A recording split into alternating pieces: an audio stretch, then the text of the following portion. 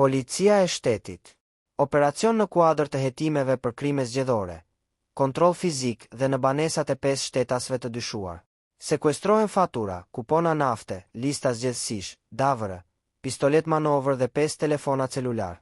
Drejtoria për hetimin e krimeve ekonomike dhe financiare dhe Drejtoria e Forcës së Posaçme Operacionale, në Departamentin e Policisë Kriminale të Policisë së Shtetit, në bashkëpunim me oficerët e BK-s, në funksion të procedimit penal R82 i vitit 2025, ekzekutuan vendimin e datës 17/05/2025 të Gjykatës së Posaçme të shkallës së parë për korrupsionin dhe krimin e organizuar, për kontrollin fizik dhe atë në banesat e 5 shtetasve.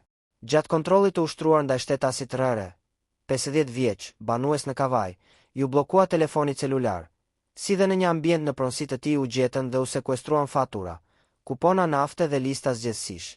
Shtetasve se 38 vjeç të RR, 44 vjeç, të dy banues në Kavaj, dhe shtetasit të H, 35 vjeç, banues në Qeret, Durrës, policia u sekuestroi telefonat celular.